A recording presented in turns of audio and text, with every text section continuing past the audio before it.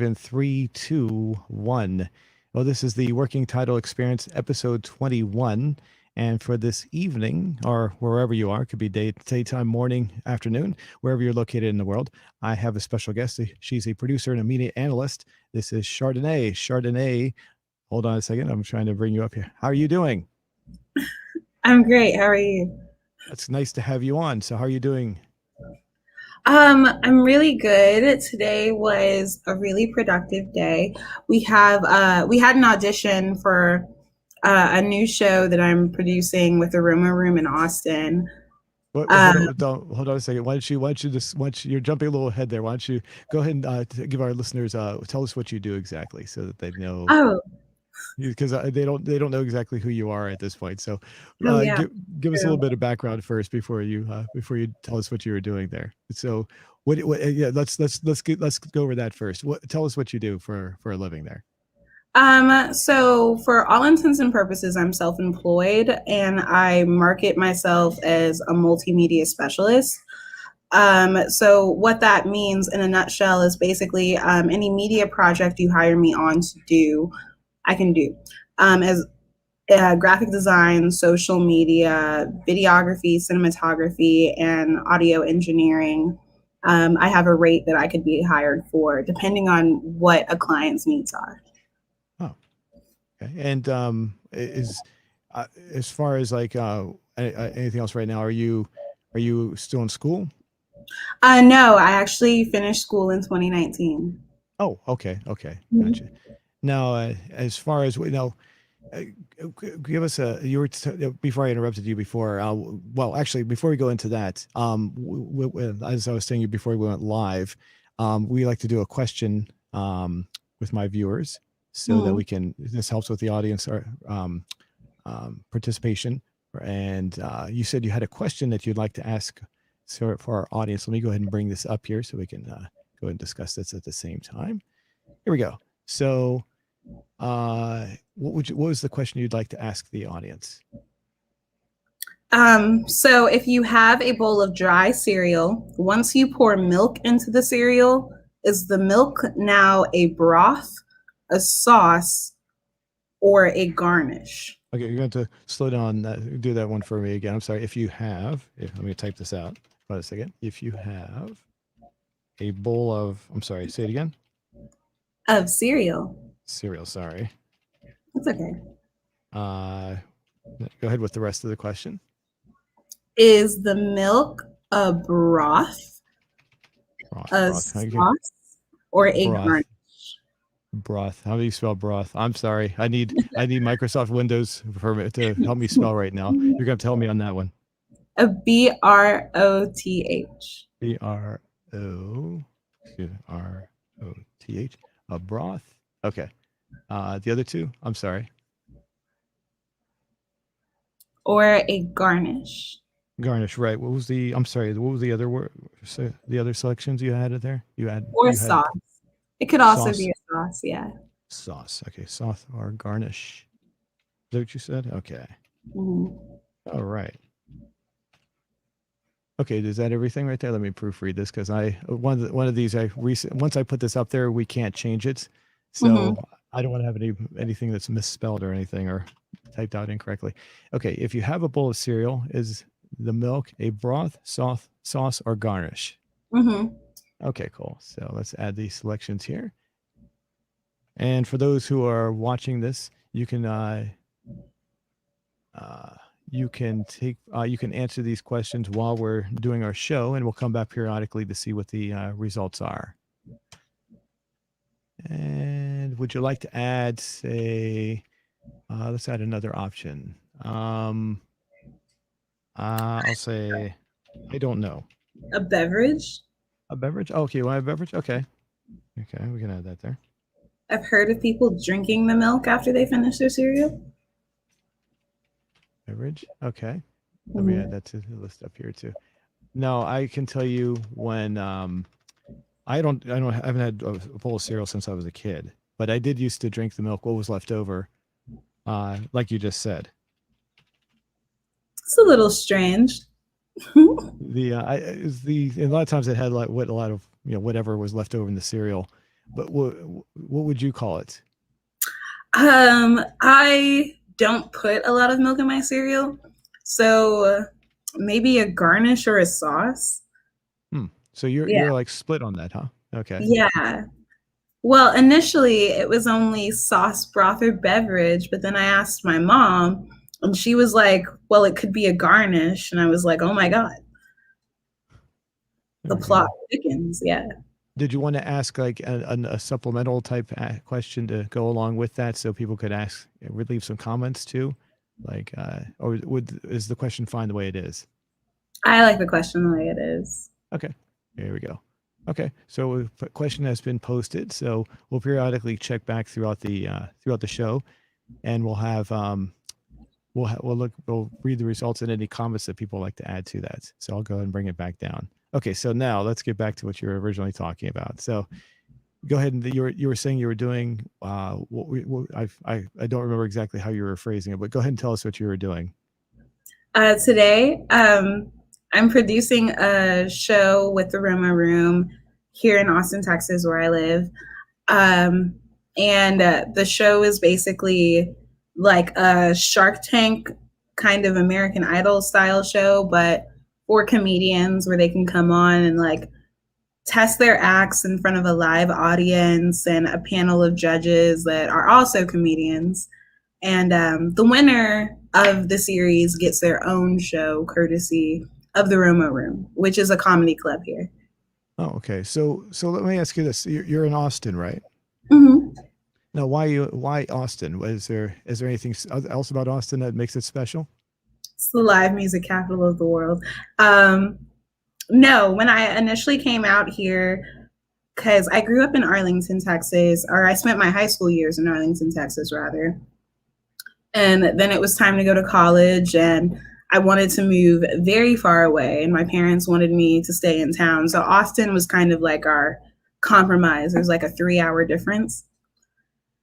And it just so happened because I wasn't from Texas, so I didn't know that Austin, Texas was the live music capital and home to Silicon Hills, where all the Dell and Apple buildings are. And I believe one of the Facebook buildings is out here as well. I didn't know about any of that. I just moved out here, and it turned out to be one of the coolest places that I've been to ever, and I just stayed. Oh, okay. The now, do you prefer Arlington versus Austin? I believe I've been through Austin once, but it was a long time ago, so I can't really comment about it. But what would you prefer, Austin over Arlington, or which one would you actually prefer? I do prefer Austin over Arlington. Oh, okay. So, but Mm-hmm. Arlington's, you said, kind of where you grew up, so that's not really where you grew up. Is that right? Mm-mm. Oh, okay. We moved around a lot throughout my childhood. My father worked overseas for a good half of my life, so we were constantly moving around. Arlington is where I spent my teenage years. Okay. So, as far as Texas, then, is Texas, would you like to stay in Texas at this point? I mean, as a whole, would you say that this is better than any other place you had been in? Texas definitely makes the top five. Um, and I do plan on moving in the future, but I feel like it's only because I'm so used to moving. I've been out here for 7 years, and that's a foreign concept to me. So I don't know. Eventually, maybe when I become a full fledged future producer, I'll find my way out of here. So, But so that's, go ahead. I'm sorry. No, I interrupted you. Go ahead. it is a great place to live. It's the most open place I've ever lived. I spent a good portion of my life in Cincinnati, Ohio, which was extremely urban in the place I grew up. So I saw my first cow in real life when I moved to Texas. Yeah. Yeah, live cow was a foreign concept to me. I didn't used to believe that armadillos were even a thing. There is a Pokemon called a Diglett that looks exactly like an armadillo. I thought when I saw an armadillo on the internet, I thought it was someone's like live version of a Diglett. So Oh, yeah, I moved out here, and an armadillo actually found its way into like one of our apartments. oh my goodness. Was are they are they aggressive? Are they friendly? How did you what happened? They're erratic, and we didn't know what to do, and they're really heavy, and they feel like rocks almost. Like so we just kept trying to push it out with a broom. And just me and my roommates just screaming, pushing an armadillo with a broom. Um, yeah, it was terrifying, but they are in fact real. Fun fact. Yeah. Um, It is kind of funny when you see something all your life and you're looking and you go, I didn't know that was a real thing. And you're like, wow. yeah, turns out there's all kinds of wildlife to be aware of out here. So as far as Austin, it's been like I said, it's been a while since I've been there. As far as is this more, I can't remember. Is it more desert or what is it? I mean, with the armadillo, I assume it is. um, well, the armadillo incident happened way further south than where I'm living now. Oh, I'm living in central Austin, almost in the downtown Austin area. But so that's the amazing thing about Texas is there's no telling what landscape you're gonna get sometimes. As I've lived in the desert, and I've lived on the beach, and I've lived in the hilly areas, and they've all been in Texas. So oh wow, no, that's pretty. yeah, That's, it's really cool. have you ever Uh, been to San Antonio? I have. That's the home of the Alamo. I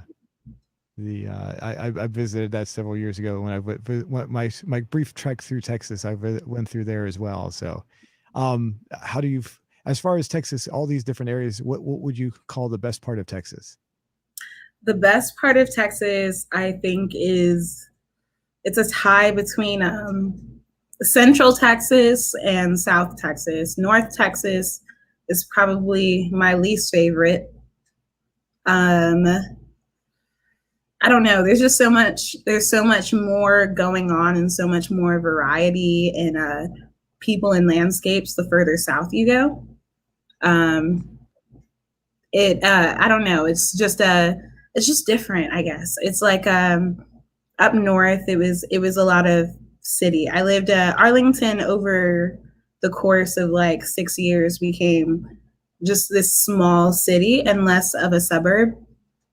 Initially, there were a lot of hills and plains and stuff that you could drive through, but then the further south I've gone, it's like the more there is. There is more desert and there is more ocean.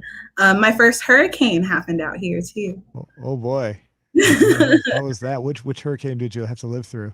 Do you um, remember? the one a couple of years ago in Houston.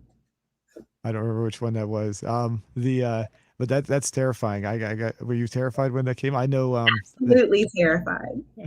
the, the I'm always terrified when when big storms come through here, and I'm afraid my house is gonna be knocked down with trees or something. And oh my goodness, tell us. You got to tell me what happened. Um, well, I was minding my own business, walking to work. It was my junior year of college, I believe. And I worked at a Starbucks like a little ways away from my school. But it had started, I went to school at like 6 a.m. and it had just started pouring at the night before. And it never stopped. And apparently it was because of the earthquake in Houston, or not the earthquake, the hurricane in Houston. And I left the building to walk to work, and there was just like a river of water rushing down the street. And I was like, okay, this is new. I don't know what to do with this.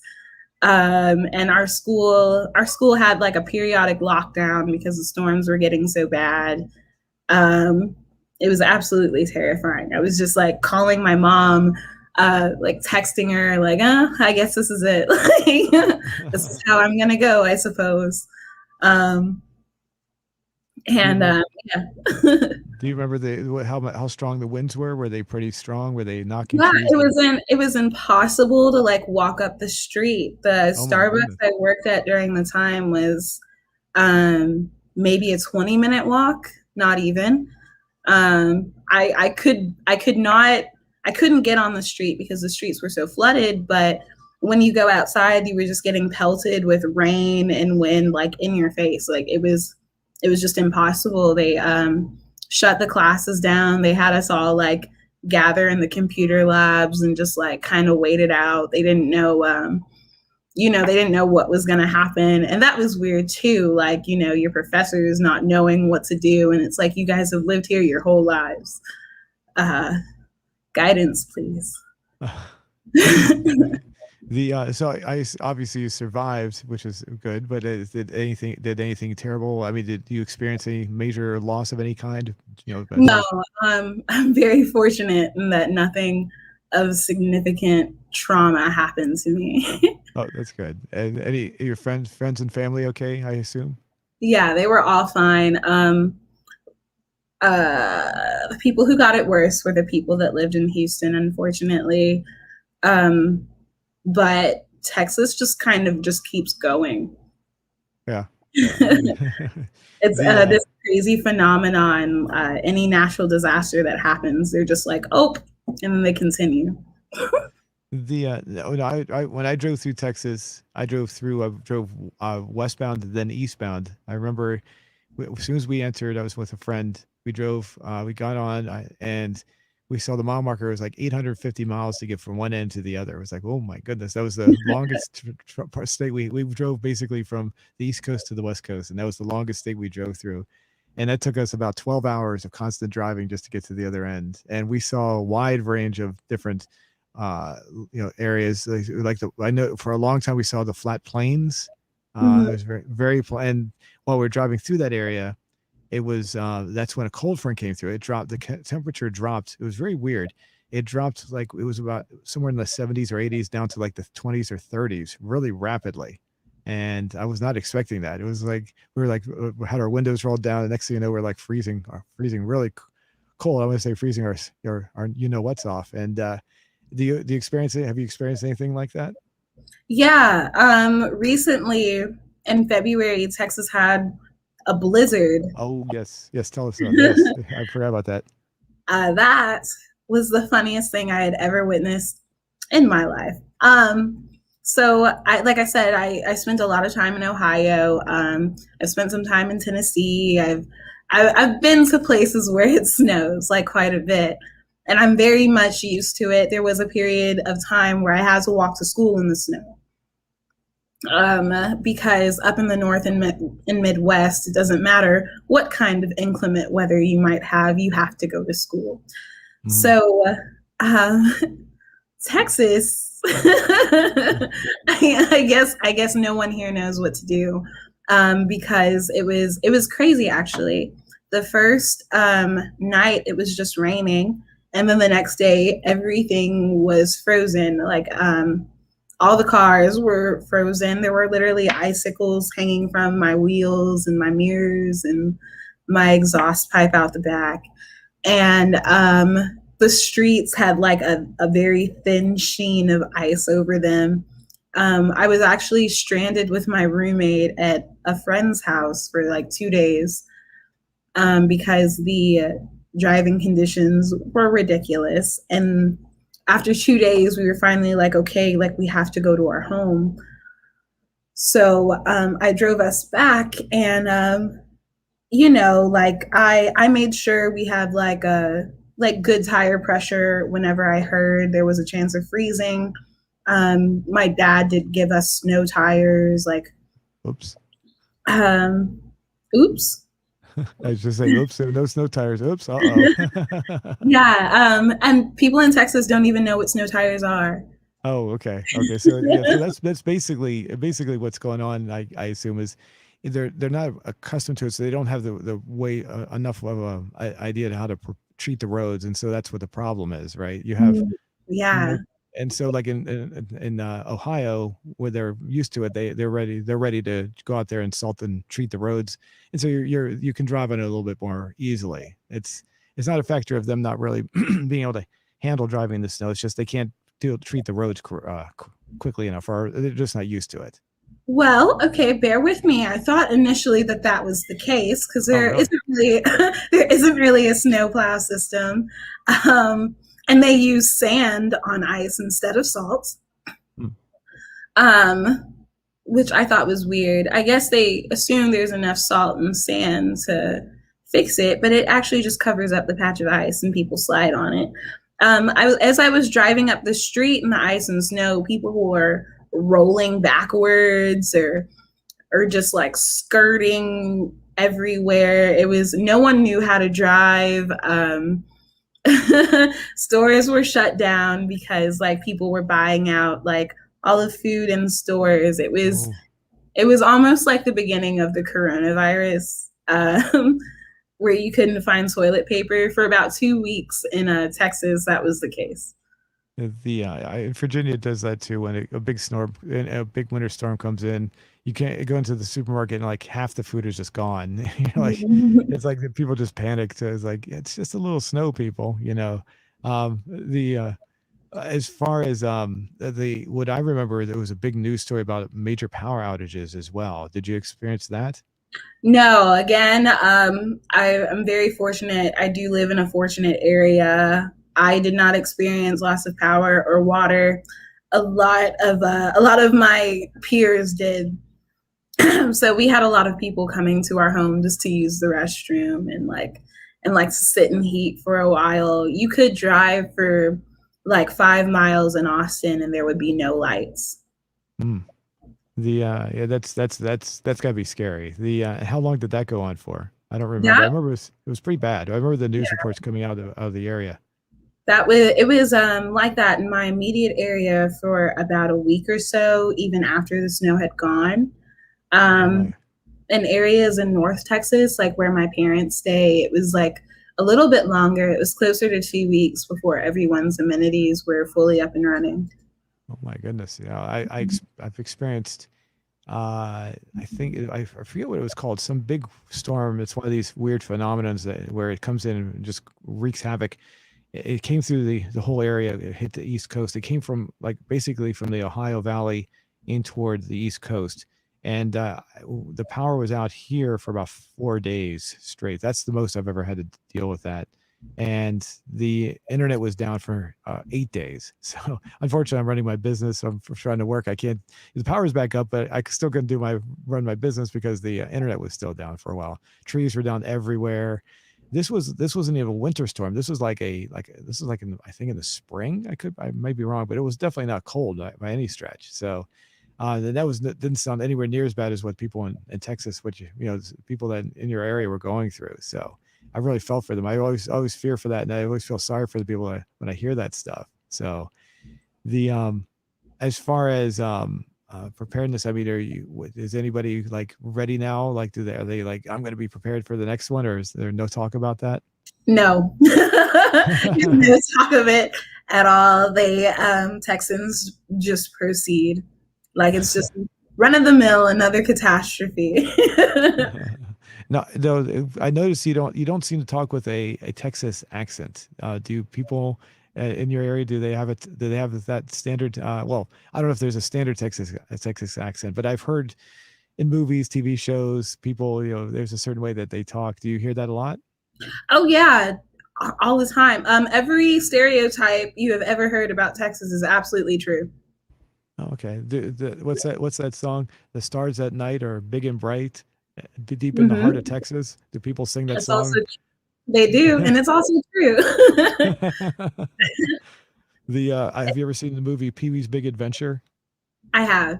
There's a scene where he goes to Texas, and that's where I got that line from because he yells it out real loud, and everyone just starts clapping and singing the rest of that song. So, um, as far as Texas, there was when I went. One of the things I remember about Texas getting away from the storm, um, was something called Texas Cola, and I visited, and I was like, we were in a supermarket, we were just getting some food, and I was like, wow, this is pretty cool. So we bought some of it just for the fun of it, and brought it back to my area. And the internet was not really a big thing at the time.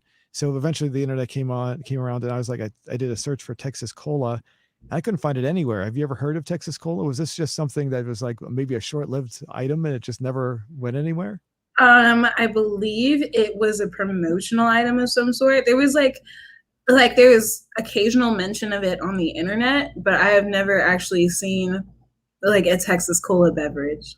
Really? Okay. Yeah, the ones the ones I bought came in aluminum 12-ounce cans and with a little pop top in them. And it was just really cool because we're driving through Texas. It was like almost like a souvenir kind of a thing. And it was like, this is pretty cool. I wish I'd saved them because the cans are long since gone. I should have saved them, but I did not. But I've always wondered whatever happened to Texas Cola. So that kind of answers my question. It was not ever anything that was real prominent, but the store I bought them in there was a whole bunch of them at the time. So I would like to momentarily, if we can go ahead with this, it's been almost 20 minutes. I'm going to go ahead and bring our question back up so we can see what the results are. So I'm going to refresh the screen. Now we have 41 votes so far, and 61% of the votes say it's a broth. Interesting. 10% say sauce. 7% say beverage, 22% say they don't know, and 0% for garnish. Absolutely nothing for garnish so far. It's because my mother is crazy. It was a crazy suggestion. I just felt like, when you hypothesize these things, any answers up for debate. But that's crazy. Everyone thinks it's a broth. Yeah. The majority of people think it's a broth. I wouldn't have. I'd never thought of it being a broth. To be honest, I would probably be in the category of I don't know. I never really thought of any of those categories, to be honest. So. What'd you call it? Just milk? Just milk. Yeah, just milk. I mean, I wouldn't really call it like a sauce, a garnished beverage, or broth. It just doesn't seem to fit in those categories for me. So. Anyway, Go ahead. I cut you off there. No, it's okay. It was a question. I sat in at a culinary class in college, and it was a question that was brought up, and I was like, oh my gosh.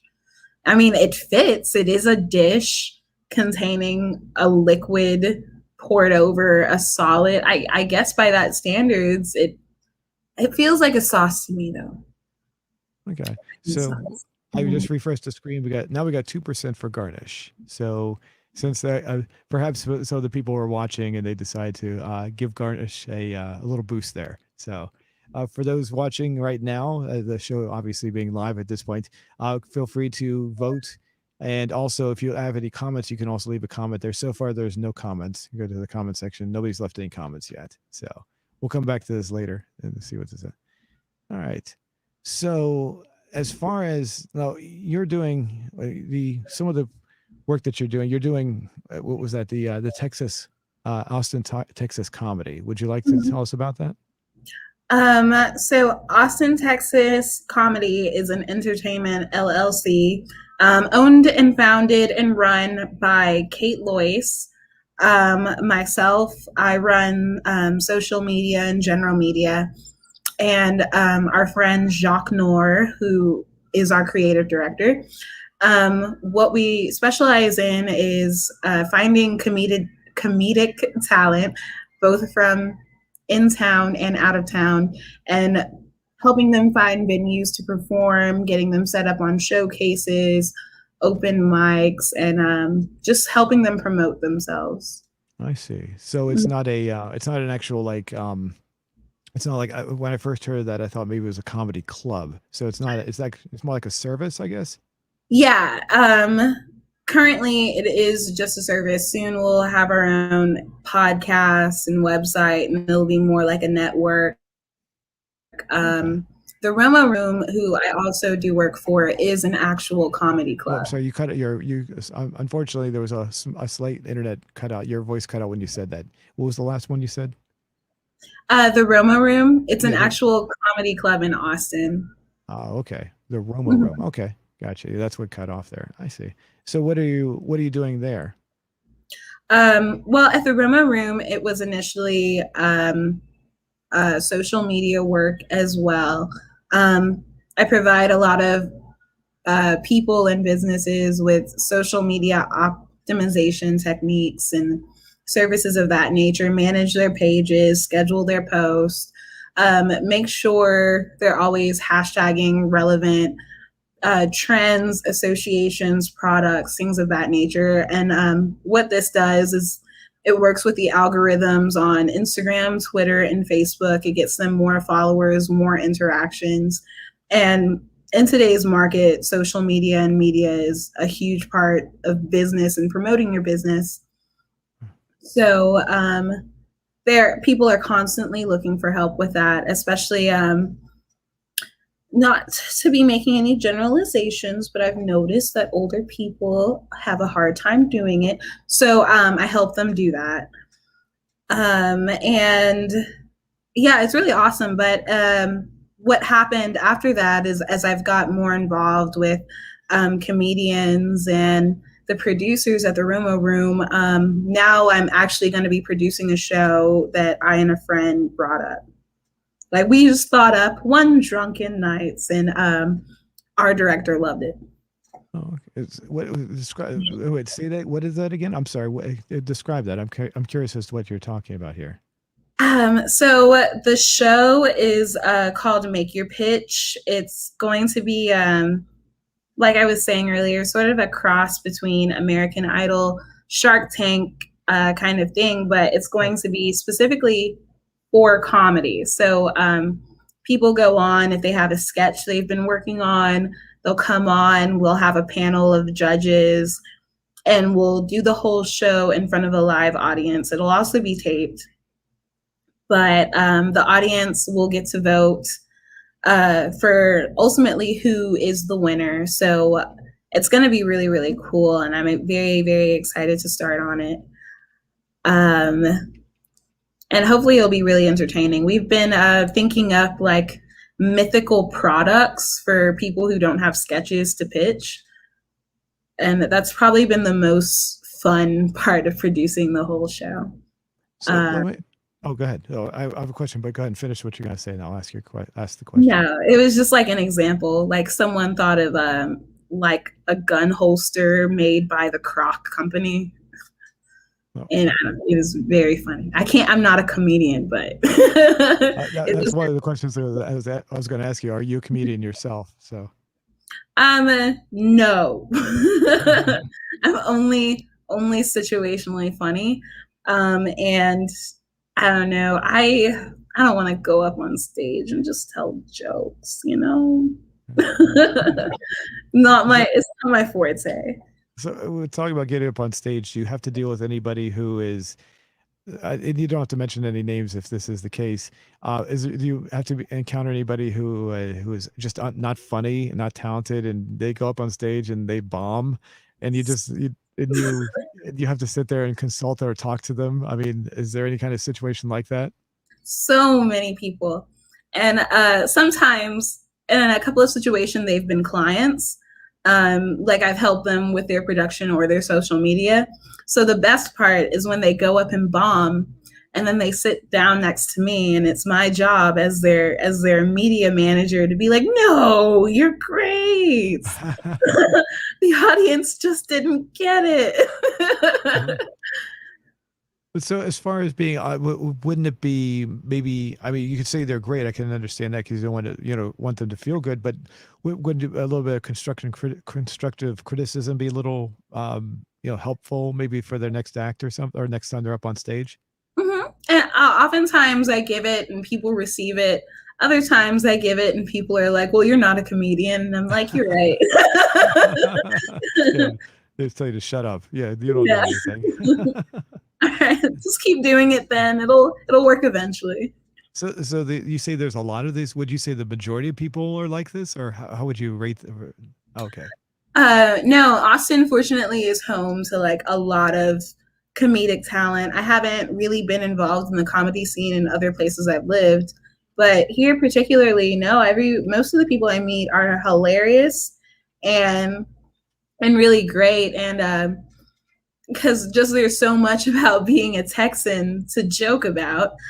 But also, I don't know, the more you get involved in like the humdrum shenanigans of people's everyday lives, it's just really funny. And some people have great delivery and great speaking voices, and they just kill it. That's the big thing right there, is the timing, delivery. because some people just I assume that do people get nervous and maybe like they rattle out the lines too quickly, and it's just their delivery is just way off, and maybe the joke would have been better if they had just calmed down, or maybe just delivered it a little bit better. Does that happen? Yeah, that's happened. Sometimes I've seen people forget their joke on stage, like midway through telling it. Um, Well, that's actually pretty funny though. yeah, right. Nothing to be embarrassed about. Totally. Sometimes it works really well. Um, Sometimes people bring like notebooks and stuff up there with them, and I've seen someone just like spill their beer all over their notebook right before their set, and that was probably one of the funniest things I've ever seen. Oh my goodness. Yeah. Did they panic? What happened? Did they go into panic mode? They played it off really well, but you could his demeanor just dropped after that. It was just like, oh no. So as far as obviously I assume you're familiar with the political climate, with people getting a little on edge with certain things. I don't want to get too much into politics, but I'm just curious how that plays into comedy. I mean, do people tone it down a little bit with their comedy? I mean, it's like, say, 10 years ago, 15 years ago, I hear comedians say that they could get away with saying a lot more things than they do nowadays because they're just afraid to offend people, I guess. Have you seen that? Not so much in Texas. Oh, really? Oh, okay. Everyone's kind of crazy out here. No, people just sort of go for it. If it works, it works. um, and the political climate in Texas is always rocky, to say the least. Especially in Austin, it's one of the most liberal places in Texas. So certainly you would think people would not say some things because they aren't PC. That is absolutely not the case. They will say it. And they will have a shot right after and be perfectly fine. Oh, that's interesting. Now, when you say, would that include, like, say, racial humor, and would that is that crossing the line when people start drawing correlation to race when they in the humor, or have you seen anything like that? I mean, that's you get jokes like that with, say, like Eddie Murphy, uh, Richard Pryor. If you've ever seen any of their acts, uh, Red Fox. There's a lot of racial humor in that. Yeah, I'm just curious how that works out. Racial humor, especially out here, I feel like is definitely a crowd favorite. Especially there are so many races of people out here, and a lot of them are primarily Caucasian, African American, and Hispanic. But they all joke about each other and continue about their days, and I just nod and go, "Oh, this wouldn't have been okay in Ohio, but it's okay here." Okay. Now, I gotta be honest. I grew up very anti. I'm not racist in any way, shape, or form, but I do find racial humor to be funny if it's done the right way. So, I look at it like, I know that they're poking fun at something, and so I try not to. I know that they're not trying to say anything derogatory or anything. They're just trying to be offensive, but at the same time make a point almost. So. Oh, yeah. That's the best way I think you can do like a racial joke, because I mean ultimately race is funny. If people were way less sensitive about it. When I first started working with all the comedians, a lot of them would come up to me and mention that their set might imply the N-word, or asked if they could use the N-word. And I'd be like, oh yeah, no, go for it. Say it, And then they'd hop up on stage and then say it, and then no one would laugh. And then a couple of them would point at me and be like, well, my African American friend, and I'm actually half Puerto Rican, so I just start speaking Spanish, pretending like I don't know at all what they're talking about. That used to be my favorite thing to do, and that's hilarious, I was like, gotcha.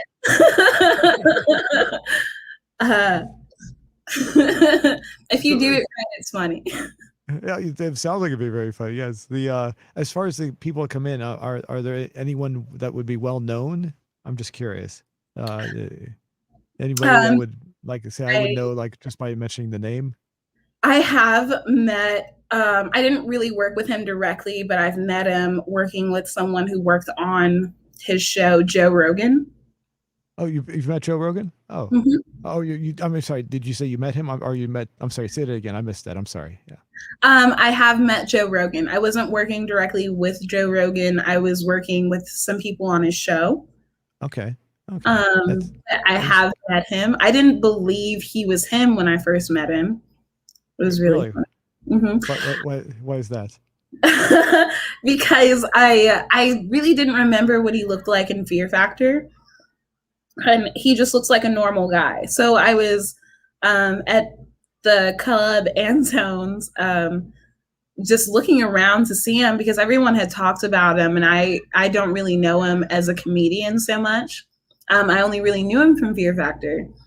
So I was looking around and I just asked out loud, like, hey, has anyone seen this Joe Rogan guy? And this Caucasian guy in a cap is just like, it's me, I'm Joe Rogan. And I was just like, okay, yeah, guy, sure. You're the big deal everyone's talking about. Okay. And I just went on. But then, no, my friend did assure me that that was Joe Rogan, who I had probably offended. um, That's that's pretty funny. The did he give you like did he give you like a quick comeback or something? Or I'm just No, curious. he just sat there astonished for a second, and then he just started laughing because I immediately just walked away. I was like, this weirdo thinks he's Joe Rogan. Was he bald? I assume he was bald, right? Yeah, Yeah. just wearing a sort of like a flat brim hat. The no, I never saw Fear Factor, so I'm not familiar with that. But I do know he was in that because I do watch his show on the internet on a semi regular basis. I remember him more from a TV show called News Radio from I think it was back in the 90s. So Hmm. and he was more of a he had a full head of hair back then, so he looks a lot different. And a lot younger too, so it's kind of funny to see a younger Joe Rogan. And also he's a kickboxer too. Does he look like he worked out? I mean, When I saw him, I wouldn't have thought he worked out. Like he wasn't doughy. I just didn't. He looked normal, you know. He could have been any guy. so anyone else? Have you met anyone else? If you watch the Kill Tony podcast, I have met Tony Hinchcliffe. For people who see or watch the Tinfoil Hat podcast, I've met Sam Tripoli, um, which is a really good conspiracy podcast. It's not supposed to come off like a conspiracy podcast, but I guess conspiracy podcasts never come off or are supposed to come off like a conspiracy podcast.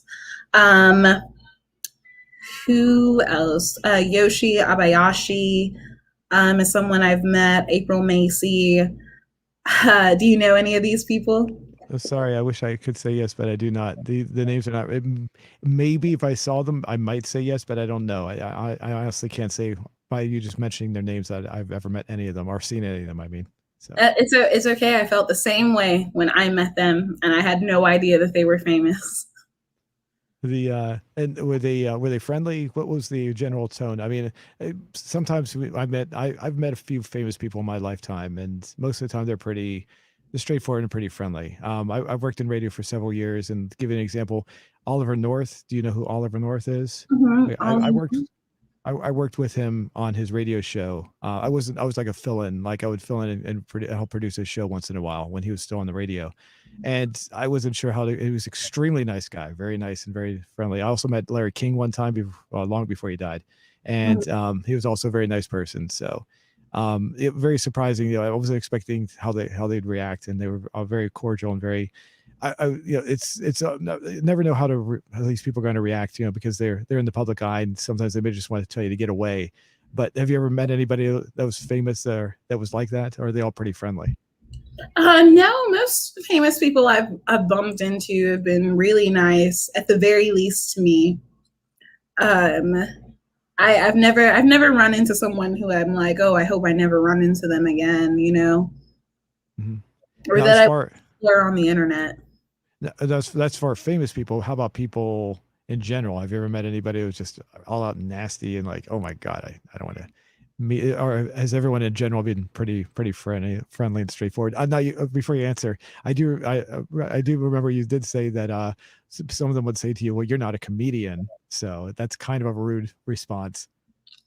Yeah, so it turns out a good few comedians are narcissists, Oh, as luck would have it, or are extremely depressed. So that's something you have to run into, I guess, because I mean, anybody who might stand on stage and perform bits for people, I have to think is a little bit sadistic, you know. Because that would crush me from the inside to stand up on stage and be like, oh, I think I'm funny, and no one laughs. Um, but yeah, no, I've met a few people who had the illusion that they're famous. oh Um, goodness. those are always the best people. Like I've seen someone walk into a club and get denied access, and then they've just been like, "Do you have any idea who I am?" Like I've seen that happen. That's pretty funny. And they'll say the person would respond nope and just ignore them and walk away. Yeah, they'd be like, no, like you have to leave. And it's just like, well, you'll be hearing from such and such comedy about this. And Oh my goodness. it's like, oh no, not such and such comedy. Whatever shall we do? No, I want to take a break and go back to our question. Mm-hmm. Let's see, it's been 40 minutes now since we posted it. We're up to 100, almost 100. We're right at 99 votes. Let me see if I hit refresh. Right at 100 votes now. So 65%. It's still in the lead. Broth, sauce 5%, garnish 5%, beverage 9%, and I don't know at 16%. So the I usually when we do these oh, we got comments, a couple of comments. Okay. I'm not sure what the first one is. Yogurt gang here. I'm not sure what that is.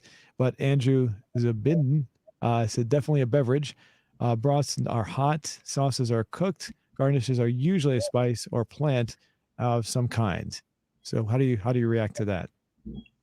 Hmm. I don't know. I'd have to see his culinary background. Do sauces have to be, because there's like I'm gonna butcher the way you pronounce it, but tzatziki sauce, like the Greek yogurt sauce. That's Sorry, cold. I'm not familiar with that. Sorry. I'm not It's a type of Mediterranean yogurt sauce that is cold. okay. I guess whether you consider hummus a dip or a sauce is a factor, but hummus is often cold. What else? Um, I guess soy sauce would be temperate. I'm not buying it. I'm not buying it. I'm really more concerned with these people who are calling it a broth. Do you just have bowls of big bowls of milk with small bits of cereal in them? How can it be a broth? Now, I think I was saying this before we went live. You asked me, oh, we were talking about this, and I haven't had cereal since I was a child. So, but when I did, I would fill it up, and I always had milk left over, and I just slurp it up afterwards. So, and I think you told me something. Yours was different, right? Yeah, I think that's using entirely too much milk. I only put about a cup of milk in my cereal. Um, which is, I think that's why my mom said it was probably more of a garnish, but I guess I feel like it would be a sauce. I only use a little bit of milk, like just enough to moisten the cereal, Hmm. not Wow. really Okay. enough to have any milk left over. Gotcha. Well, Yeah. the kind of, well, let me give you an example of what some of the cereals I would have. I had frosted mini wheats. I don't know if that is that still around anymore. I don't know if it's around anymore or not. I don't think it is either. It's not really a cereal for people. Yeah, it was a little like it was instead of having like little tiny, like Cheerios, you have a whole bunch of little, Cheerios or whatever. There would be you put it in the bowl and there'd only be like four or five of them, and you had to cut them up. And it was there was frost. It was like like a sugar coating on one, like a frosted coating, like almost like a sugar coating on one side.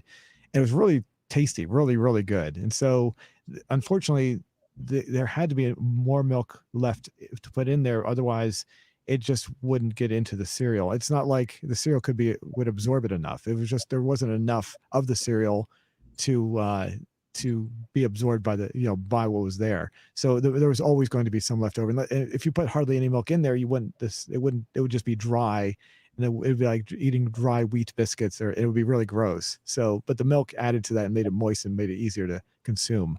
So those are the that's not all the that's not how I that's not all the cereal I had when I was a kid. One of my favorites was Fruity Pebbles. If that was a thing, from the Flintstones, Fruity Pebbles. I don't know if they still make that anymore. But that was definitely my favorite. That was very tiny, so the milk definitely got absorbed into that. And I could see maybe using less milk for that, but it's even so, I always had milk left over on that one. So Crazy.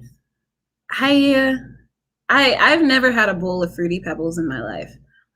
Um, and as far as the frosted, you said they were frosted mini wheats or frosted wheats? yeah, frosted. Let me see if I can bring up a picture here. Hold on a second. I'm sure there's something on YouTube that shows this. That sounds like a lot of work to put in for a breakfast cereal. You have to chop them up and Yeah, here's if you see see, I don't want to get too much. I don't want to get any kind of copyright on this. I got to be very careful. So I do remember the you, box or the there we box go. in the picture. I remember. So like they'd be like shaped like this. And No, I've never seen that cereal. That's insane. maybe it's something from that they don't make anymore. And so basically, you'd have these little frosted mini wheats, and then you get it, there was only you could only put like maybe 4 or 5 in a bowl, and you'd have to cut them up with your spoon and then eat them. So and I love them. It was one of my favorites. I love frosted mini wheats. I was a kid. So and you can see the frosted part. There's like a white coating on the side, and if it wasn't for that, I'd probably hate them. But because it would just be kind of bland. It was that sugary part of it that made it really delicious for me. So but yeah, there would definitely have to be milk left over for that to work. It just putting it in there and adding just enough milk for it. I don't think maybe if you're careful enough, you could pour it on there. So, but each of them, since there was just not enough of them. I don't think it would work very well with having a milk without having some sort of milk left over. Yeah, I think in that instance, it would have to be a broth. Okay, right? well, I guess, yeah, I guess you're right. Yeah, and then you can see the Fruity Pebbles behind the guy's shoulder in the background there. So that's the other one I used to eat. So yeah, no Fruity. I don't know. I don't buy cereal anymore. I don't know if any of these still exist. So I can say the one my parents would buy that I hated was called Cinnamon Toast Crunch. Have you ever heard of that one? For shame, you hated that one? I could not stand Cinnamon Toast Crunch. Oh my gosh, that was one of the best cereals there were. My parents wouldn't let me have that cereal. I had to go to my friend's house to even get it. I could not stand the taste of Cinnamon Toast Crunch. It was just so it's just like it was my parents would buy because they knew my sister and I wanted some sort of sugar coating cereal, and it was like it was just like, can we get something better next time? It's like I just couldn't stand it. There's something about the taste of it just made me. It just felt bad. It just yeah. So I am amazed and astounded. I have never heard anyone say they didn't like Cinnamon Toast Crunch. That's insane. So hold on. Let me see if I can bring back the question. There it was. I was trying to find it there. There we go. I'll bring it back up here.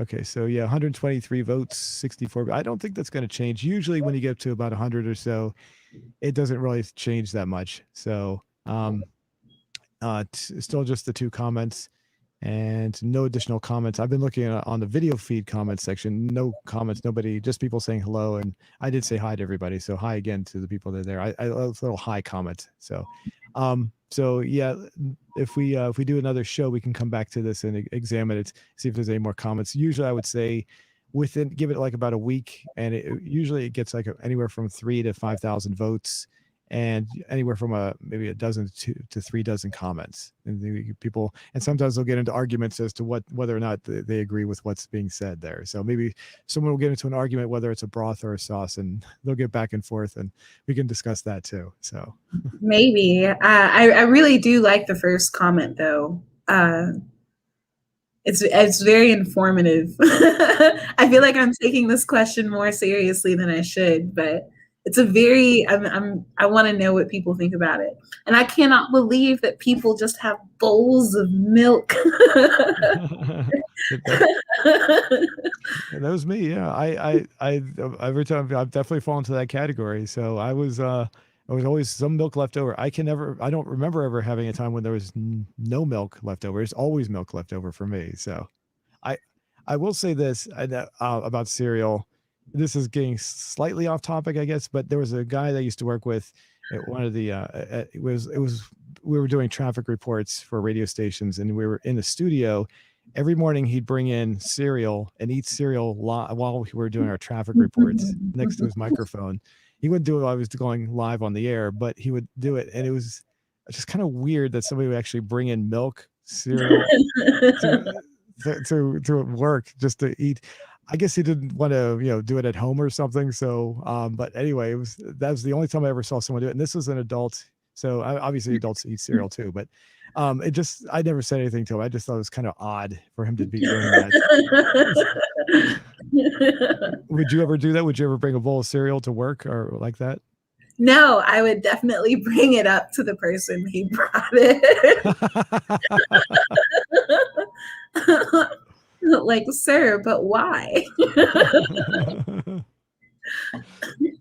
Now, I got to ask you one question. You said that you talked about conspiracy theories. Are you into conspiracy theories? Who isn't into conspiracy theories? It's 2021. I'm the one that I'm always the one that takes the skeptic position when it comes to conspiracy theories. So I'm Really? always the one. Yes, so I'm the one that's always taking the counter narrative when it comes to conspiracy theories.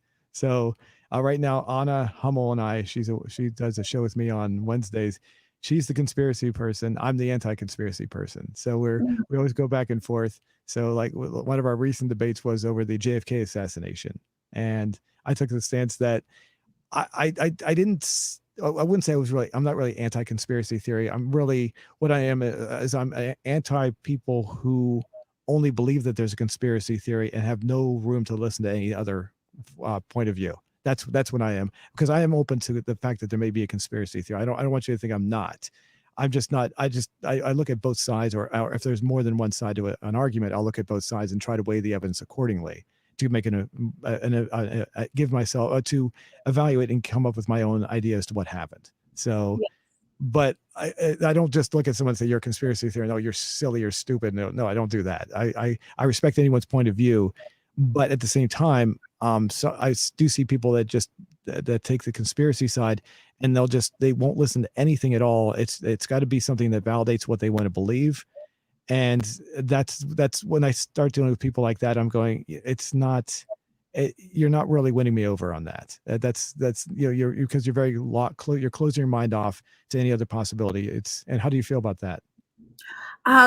So when I get into these conspiracy theory discussions or involve myself in any way, I'm never really looking for an answer. I think like a huge part of the fun is just asking the question, or witnessing the person who is crazy enough to be asking a crazy question.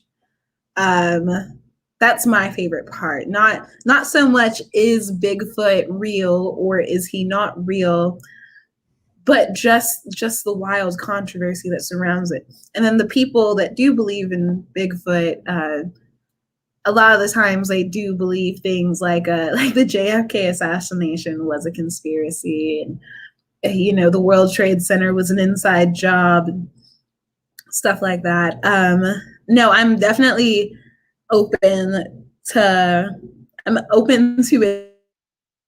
admitting that I do not understand the prerogatives of the American government, but no, I wouldn't just say everything's a conspiracy either. Okay, so I think we're thinking on the same level here. We try to have an open mind about everything. That I respect. I don't respect someone who comes in with like, I'm already locked into what I want to believe, whether it's conspiracy or not, and they just want, like I said earlier, I just only want to hear things that validate what their side is, what their belief is. And so that's at that point I usually just walk away anyway, because there's no way to really have a debate with them because they're already locked into their belief. So I enjoy a good debate though when it comes to things like that. Now I'll try to take a counterpoint of view to see what they say. And then if we can agree on things, that's fine. If not, as long as we can respect each other. Some of these people I've seen, they get really out there and they kind of scare me sometimes. Not there's a small number of them, but they can be out there. They're just they just start rattling off and getting angry, like, oh no, you don't know, I have no idea. It's like, hey, that's cool. I just want to have a debate. I just want to have a discussion with you. I'm not trying to, I'm not trying to change the world here. I just want to have a nice little chat with you about what you think. So, those are the people that are my favorite. So as far as the JFK assassination, would you think that's a conspiracy? Do you think Oswald acted alone? I find it hard to conceptualize him acting alone. However, I am all of 24. I have not read much into the JFK assassination per se. It was an accepted part of school history for me. As I've gotten older, logistically, it's hard for me to think that he acted on his own. I don't know. I've played a lot of Assassin's Creed, and some things you just can't pull off without assist. I feel like this would have been one of those situations. Especially, I don't know, like it was so public, it was so precisely timed. I don't really know how public knowledge of a government official's whereabouts circulated back in that day. I don't know. I can't really take a stance on that particular debate per se. Yeah. So my dad, I can give you an idea. My dad is locked into the idea that it must be a conspiracy. So, and anytime I try to say I've looked at both sides and I see points, I try to see from both perspectives whether it was or was not a conspiracy. And as soon as I bring up any point that says it was not a conspiracy, he actually says to me, "I don't want to hear it. I don't want to hear it." And he walks away.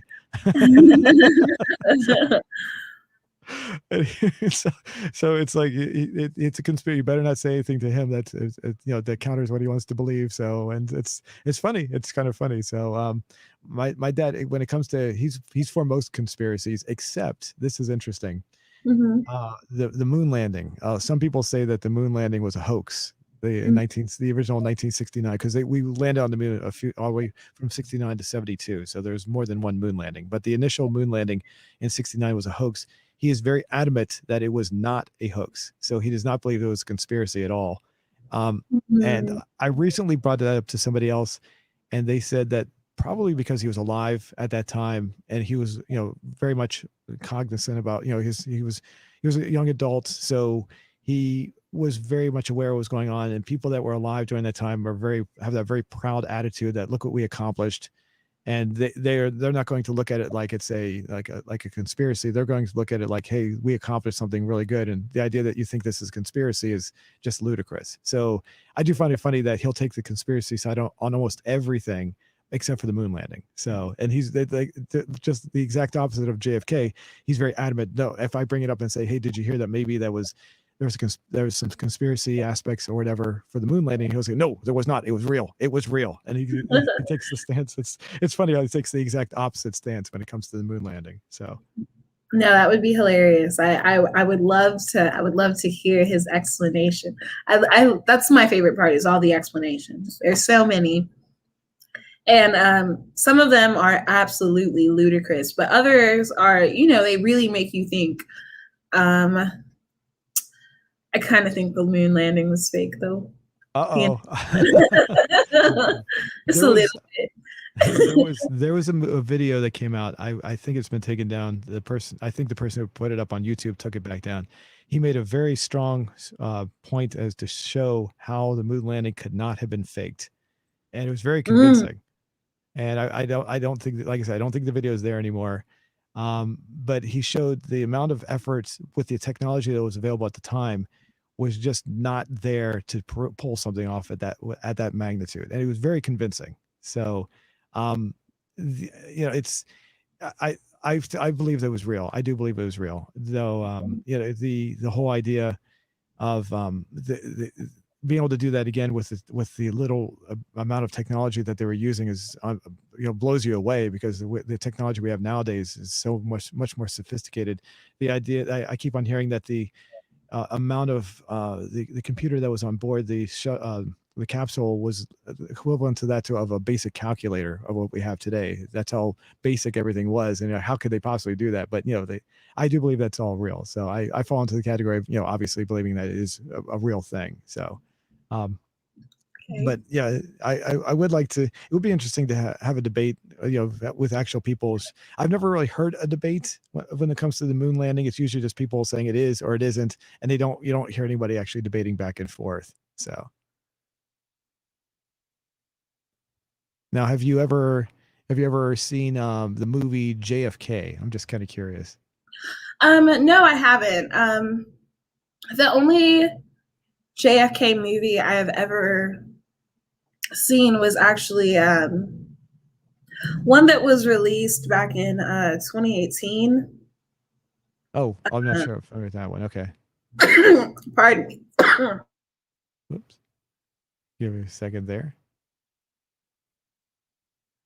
The is the Yeah, go ahead. I'm trying to remember. I don't remember which one that was. Was that an actual like theatrical movie or? Yeah, it was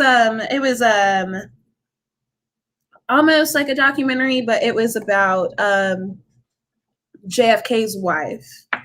And basically it was her story leading up to the assassination. It is Oh, actually a really good movie. Um, uh, I'll find it for you while we talk. I'm so sorry. that's fine. No, it's good.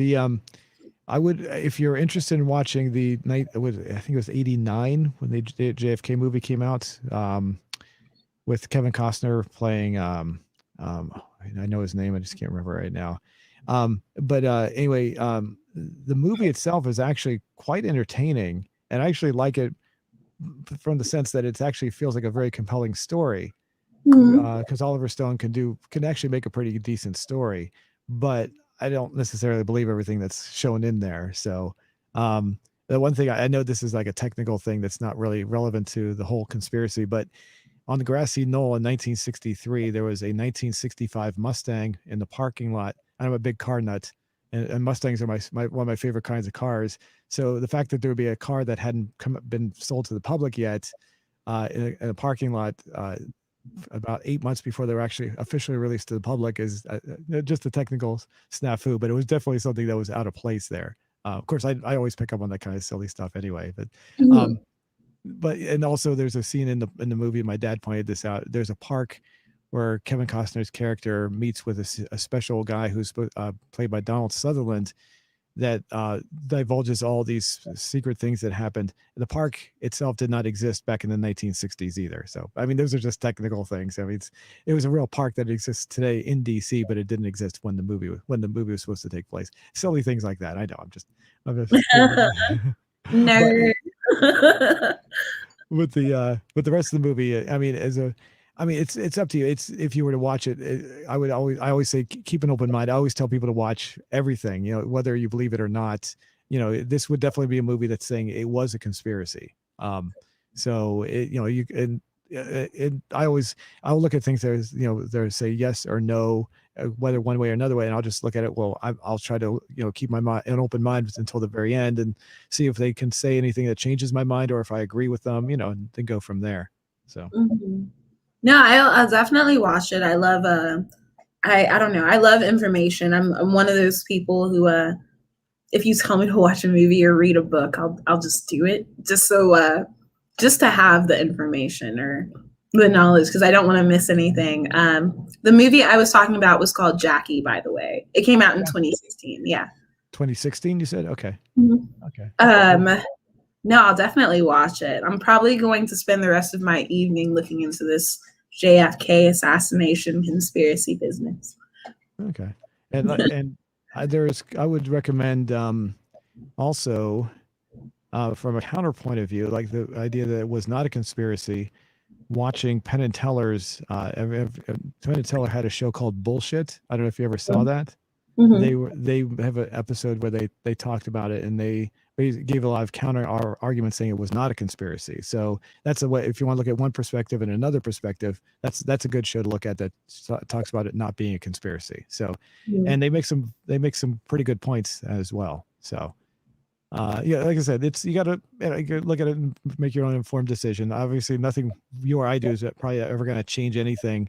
You know, it's happened, and you know, it's just people going to argue back and forth until the end of time. So, now as far as anything else you'd like to add, or I'd like to go ahead and wrap everything up here. Did you want to add anything else? No, honestly, I think we covered it. It was fun talking. That was great. I had a great time. I'll go ahead and bring up our poll one more time. Mm-hmm. We're now up to 163 votes. Mm-hmm. Strong 66% for broth being a what the milk is in a bowl of cereal. Sauce at 4%, garnish at 3%, beverage at 9%, and 18% is in second place with I don't know. And that's the category I'm still sticking with right now. And but you are a confessed milk drinker. I think yes. it would be broth for you. Yes, I don't drink milk anymore, but I do drink what's it called? Kefir. I want to pronounce it for Kefir. It's like it has probiotics in it. It's like a milk type drink. So I drink that just for the probiotics aspect of it, just for health reasons. But as far as milk itself, I don't drink milk anymore. So, but no other additional questions. So next time, if we do this again, we can come back, and hopefully there'll be some more questions. We can discuss that as well. So yeah. All right. So also Chardonnay has her links. Well, I didn't actually put any links in her video description. Just you can check out the Austin, Texas comedy. I do have her Instagram in there and her personal Instagram. So if you want to check those out, what will they find there when they go to your Instagram and your Instagram accounts? Aside from my unbridled narcissism, you will find my art, links to the events I run out here in Austin, Texas. And I will be starting a Twitch stream within the next month. It's called Wine and What's Out. It's a horror and survival horror game-based Twitch stream. So that's going to be a lot of fun to do, courtesy of the Esport Cave, also out here in Austin. Oh, okay, cool. We'll check that out. So we can add that to that list as well. And eventually, I mean, you don't have anything set up at this moment though, right? No, it's currently in pre-production stages. Okay, cool. Well, we'll check that out, and when it's available, of course. All right, cool. Well, Chardonnay, thanks for being on, and thanks for well, there wasn't any really questions in the comment section. There was one person saying, the very last one says, "You is playing Minecraft." Nope, sorry, not playing Minecraft here. So I think it's not really a question, it's just a statement. But I'm reading it word for word. You is playing Minecraft. That's from I can't pronounce your name, sorry. Ram Bashir Hussein. So thanks for the comment. I don't know we're not playing Minecraft though. So Chardonnay, thanks. And hold on a second while I go ahead and end this. And thanks everybody.